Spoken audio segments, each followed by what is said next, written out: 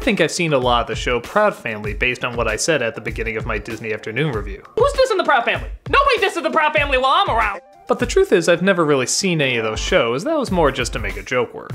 I am somewhat aware of what Proud Family is, though. If I visited someone that had kids, that was always a show that was on in the background. So I know a little bit about it. There's a girl named Penny.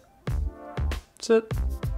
Yeah, I don't really know too much else outside of that. The reason I bring this up is because I'm not exactly an expert on whether or not the Proud Family movie is faithful to the Proud Family show. I just kind of assumed the show was kind of like Goof Troop, where it's suburban antics mixed with cartoon zaniness. But let me tell you, if it's anything like the film I just saw, this must have been one of the craziest shows out there because this movie was weird. But luckily though, in all the best ways. It opens with probably the strangest mad scientist I've ever seen in anything. He has a nose that keeps falling off, and his master plan is to create a race of peanut people. Yeah, peanut people. He even has little peanut sidekicks. The problem is, when he makes these peanut people, they don't last very long. But he comes across the Proud family, whose father, named Oscar, is working on a food preservative that multiplies food. Yeah, this never comes back again. But it also makes the food taste awful, so the higher-ups don't listen to him. You got something that can multiply food and you're getting rid of it just because it tastes bad? Come on, take that! You can work with it somehow! But the mad scientist is happy because that preservative he can use to preserve his peanut people. So he sets up a phony contest that he says the family won and flies them out to his island. That seems to be a thing in these Disney Channel movies, isn't it?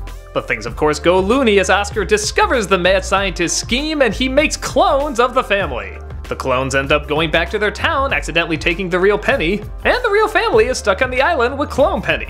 Absolutely none of them are aware that they have the wrong Penny.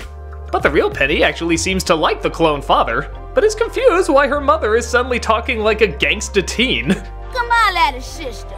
What's the 411 on Oscar's secret phone? And also puzzled why her dad suddenly has an obsession with hot dogs. And so are we, for that matter. Without giving anything away, the story goes so insane and so ridiculous that it actually starts to make sense. They actually do have a reason why the mad scientist is obsessed with peanuts, and when it's revealed, it's so absurd you can't help but kinda buy it. Maybe that's the best way to explain this movie. So crazy that you can't help but enjoy it. All the characters are legitimately charming and likable. I especially like hearing Tommy Davidson again. I don't think I've seen him since In Living Color. I remember he had such this great energy and this fast way of talking, and it's great to hear him in the father character. If anyone's moving out of here doing whatever they want, it'll be me! Hey, of course I was bringing you with me, honey. The animation ranges from cheap to impressive to cheaply impressive.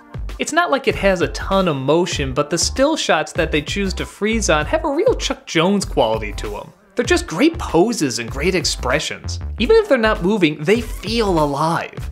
They have these great designs that really lend themselves to being bent and twisted and kinda like a good comic strip where even though they're frozen, you can sense the movement that led them to that pose. It's actually very cleverly done. There's also kind of a nice connection between Penny and her father. They have a bit of a falling out early on, but I like that the story doesn't necessarily take it in all the places you think it's gonna take it. Oh, the clone dad is gonna be too mean as she realizes what a good father she had, right? Actually no, she really likes the clone dad. It takes a really long time and a long series of circumstances to make her realize how important her real dad is. Again, it's strange, but it somehow really works.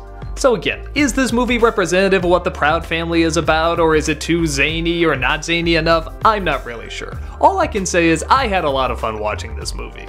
I like the crazy story, I like the adorable characters, I even like how the animation cuts corners, but in such a creative way. A way that surprisingly looks great and leads to a lot of great line work. Bizarre? Definitely. But also definitely a lot of fun.